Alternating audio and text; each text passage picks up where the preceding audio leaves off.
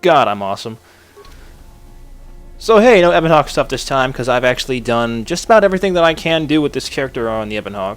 So let's talk to Kreia.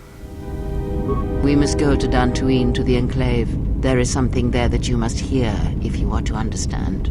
I have no time for questions, and any answers will have to wait until we stand within the Enclave together. Yeah, we have found all the Jedi. So we get to go back to Dantooine because we convinced them to go there, remember? So let's do that. Let's head out. Finally, let us begin the end game. It all starts here. So let's go back to the Academy on Dantooine.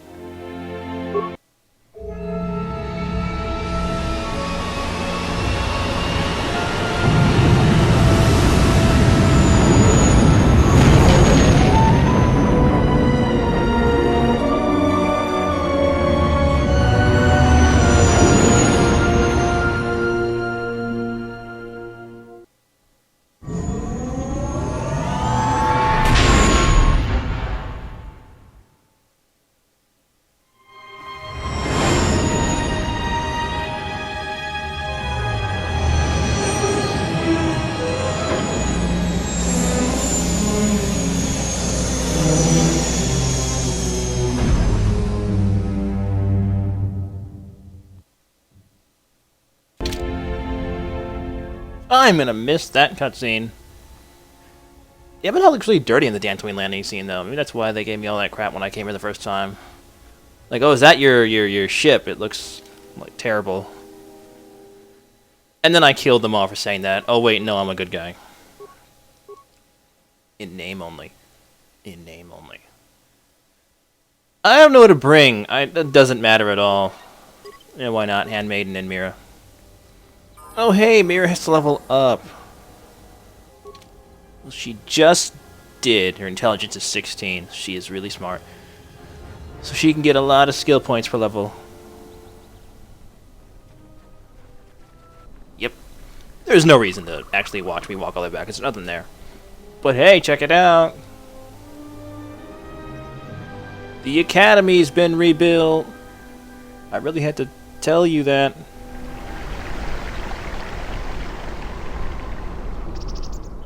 Wow, for like 2 old dudes and 1 other dude, they really rebuilt this place kind of quick. Well, I guess Vrook was here the whole time with like the people at Kunda. They could have been rebuilding stuff, I suppose. Well, the Academy looks pretty good. Almost the same, except for all the craters. Oh, we can just, you know, just get some dirt in those and fill those right up, and then it'll look just fine.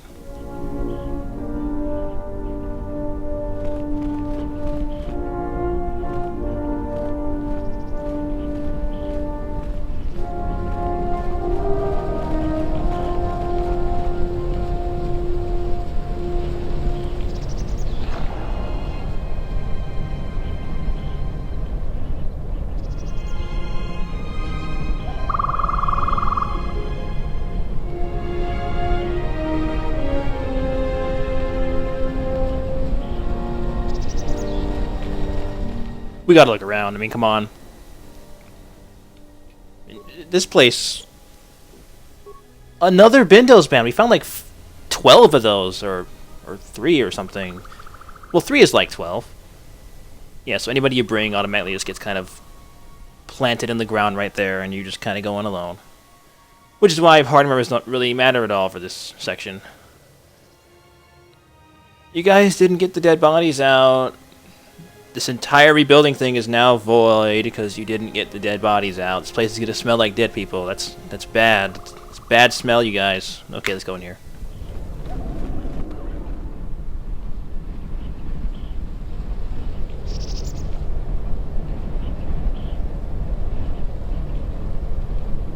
It has been some time.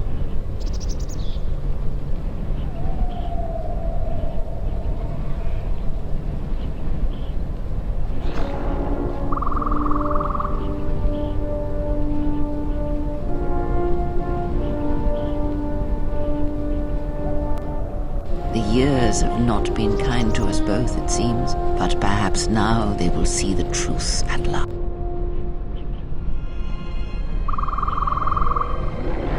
It is not as it was. But perhaps that is for the best.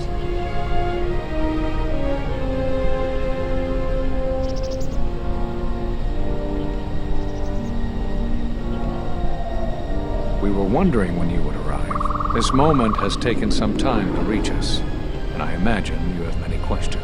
Or perhaps you've come for revenge.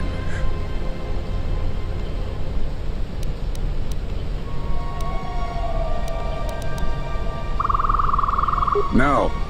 We will do as we have done. We will wait. There's nothing else we can do.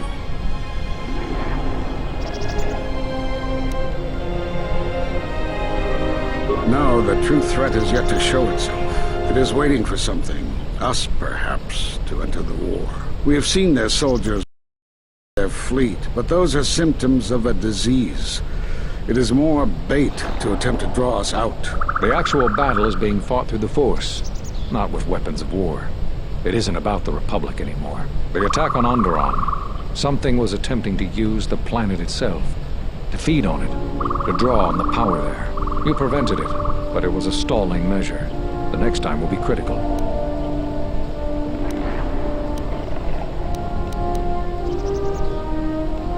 If Jedi gather, if we wage war against these shadows now, then Jedi will die, and we will die for nothing. Whatever this thing is, it must be fought by those strong in the Force. It cannot be fought in any other way. It knows this, and that is why it is killing us. If we die, then it will win, no matter what fleet or weapons are brought against it. We cast you out of the Order because you followed Revan to war. There was no other reason. No, there was another. You had become different somehow, changed. The war had changed you. You were no longer a Jedi, but we could not tell you why. Some explanations mean nothing unless the one who suffers comes to the answer on their own. What had happened to you was punishment enough, and the Jedi do not kill their prisoners. And if you had stayed, you would have changed us, and that we could not allow. You already know the answer. You've noticed it in those who travel with you. Have you noticed that when you act, others follow? Those that travel with you. They follow you, without question, without hesitation. Against their instincts, and sometimes against their sense. It is because you are a leader, but that still fails to grasp the meaning of what I'm trying to tell you.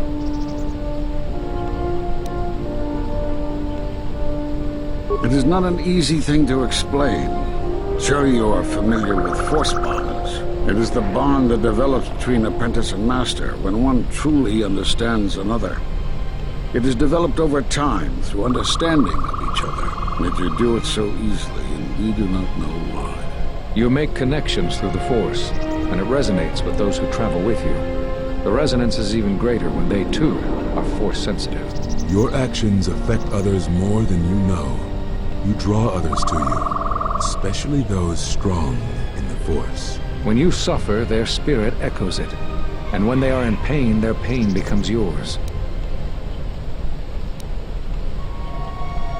We do not know, but it is not the first time you felt the weight of so many lives. And that is why the Mandalorian Wars echo within you still.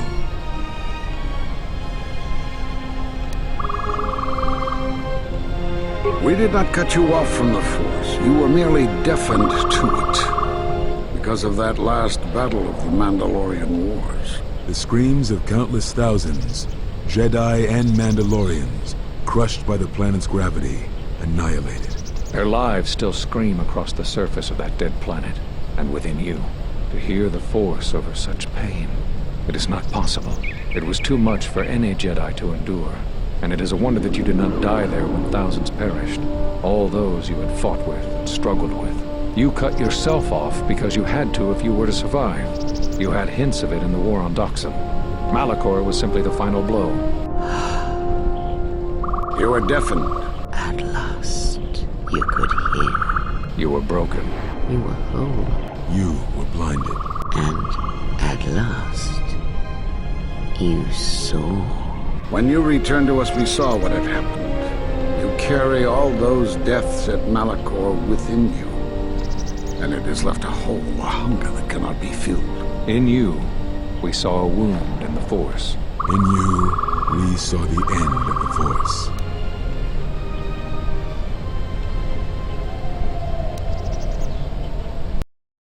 Yes, you can feel the Force, but you cannot feel yourself. You are a cipher, forming bonds, leeching the life of others, siphoning their will and dominating them. It is the teaching of these new Sith to feed on others, on other Force sensitives. They are symptomatic of the wound in the Force. You are a breach that must be closed. You transmit your pain, your suffering through the Force. Within you we see something worse than merely the teachings of the Sith. What you carry may mean the death of the Force, and the death of the Jedi.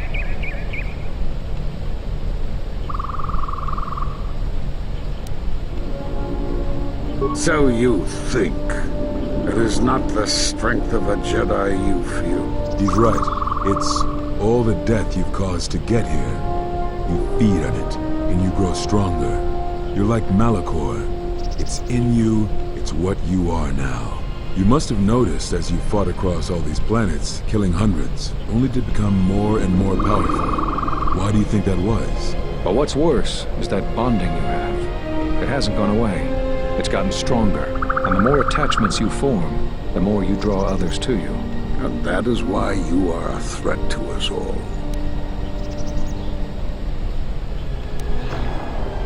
What if other Jedi went to war as you did, suffered the same events, and emerged as you did? What if there was a crucible that trained such Jedi to consume and kill? For you, Malachor was that crucible. What's worse is these Sith that we face. I fear that they have learned the lesson of Malachor all too well. It is what allows them to prey on Force users, to become stronger when Force sensitives are near. Somehow they have learned their hunger from you. And so you have brought about the end of the Jedi, and perhaps all the knowledge of the Force. But it is of no consequence. Your ability to make such connections, such bonds so easily are why you cannot remain. You are a threat to living creatures and all who feel the Force. You will lead the Sith here, and that we cannot allow. Our judgment before remains. Exile. You must leave.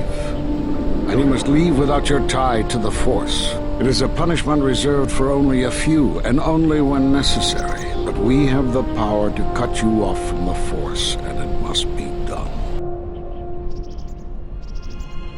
Forgive us, but it is necessary.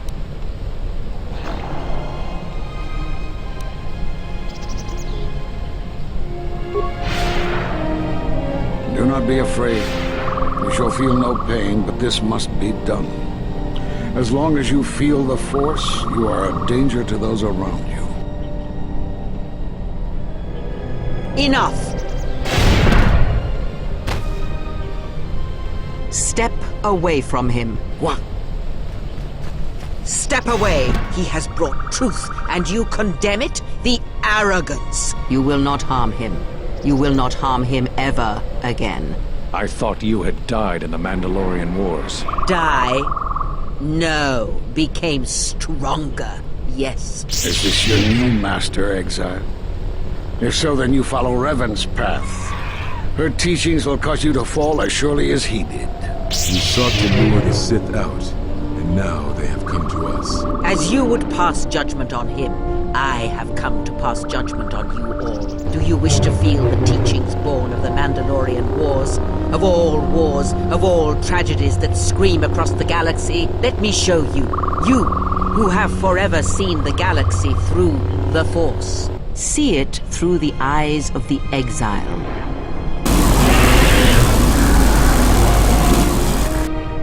How could you ever hope to know the threat you face when you have never walked in the dark places of the galaxy, faced war and death on such a scale?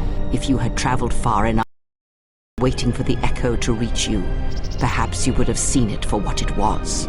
There is a place in the galaxy where the dark side of the Force runs strong, It is something of the Sith, but it was fueled by war. It corrupts all that walks on its surface, drowns them in the power of the dark side. It corrupts all life, and it feeds on death. Revan knew the power of such places, and the power in making them. They can be used to break the will of others, of Jedi, promising them power and turning them to the dark side. Did you never wonder how Revan corrupted so many of the Jedi, so much of the Republic, so quickly? The Mandalorian Wars were a series of massacres that masked another war, a war of conversion, culminating in a final atrocity that no Jedi could walk away from, save one. And that is what I sought to understand. How one could turn away from such power, give up the Force, and still live. But I see what happened now. It is because you were afraid.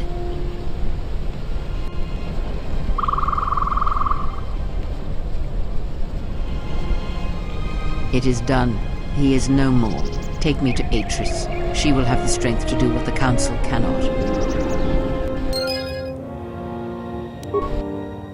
So you get a new Force power, Force Enlightenment, which activates most of your light side powers if you have them. It activates your speed, armor, and valor. If only I actually had any of those powers. Oh well, and if you're dark side, you get Force Crush, which is really cool. You can actually see it in the trailer of the game. So hey, they're all dead. That kind of sucks.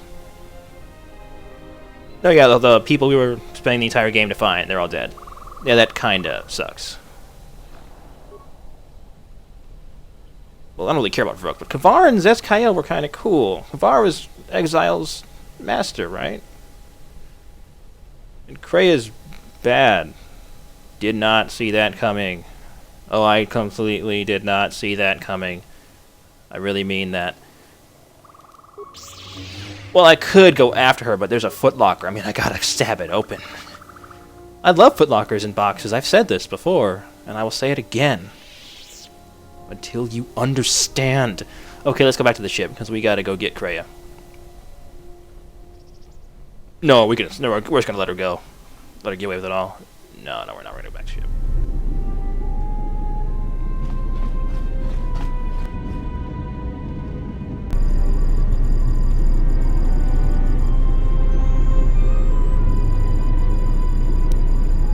The handmaiden took her.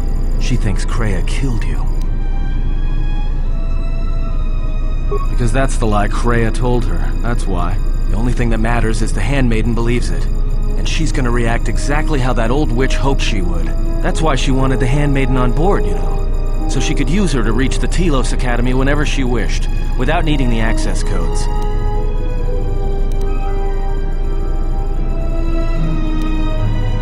Yes, the handmaiden knows who she is now. She'll take her to Telos, and Atris will do what she'll do to anyone she thinks is a Sith. Yeah. I know.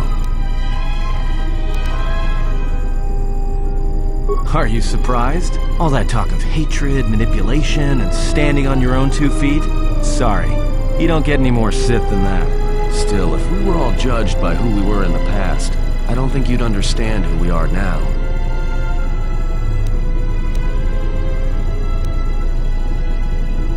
That's what I was afraid you'd say.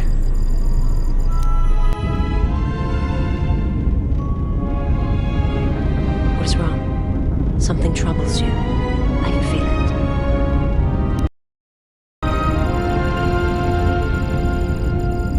I do not understand what you mean.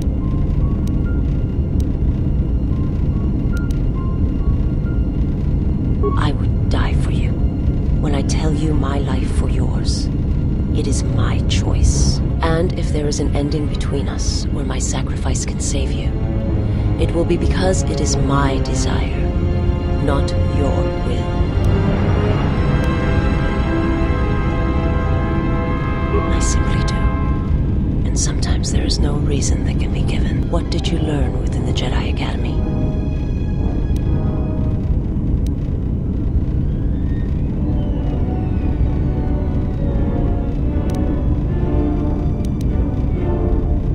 then that is the danger of their beliefs. They do not understand you, what it means to be human, to lead. The feelings I have for you are because of what I see, what I hear in your voice. All that tells me you're a natural leader. I follow because I believe in you. I would die for you because I believe in you. And where they look at you and see the death of the Force, I look at you and see hope for all life. I look at you and see that perhaps a life untouched by the Force is not the punishment it is believed to be. I will understand if you feel you must go on alone, but I ask that you do not. Instead, take strength from your connection to others. Do not forsake them as you did in exile.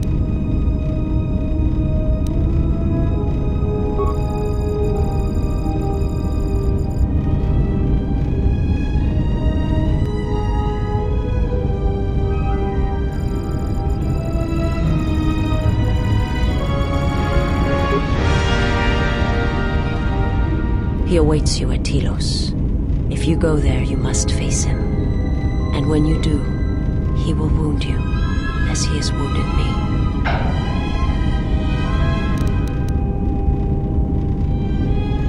I ask you, I beg you, to stay here with me.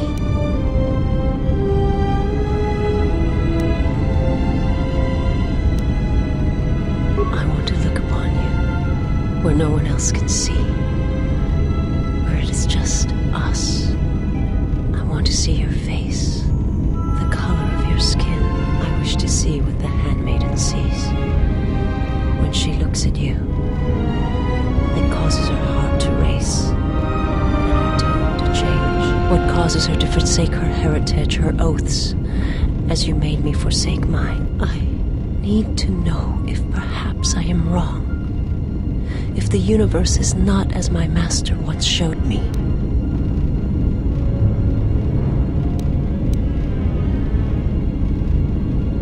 From the moment I heard your voice across the galaxy, I have longed for you. It is the echo, a word that travels still, that when heard, made me understand that there was another wounded as I was. One who had felt the same sense of loss. When I heard it, I loved you more than my own life. And I wanted you to be here with me for as long as you will let me love you. Stay. And I want you to see what I see when I gaze upon you. I want you to know why I cannot look at you, and why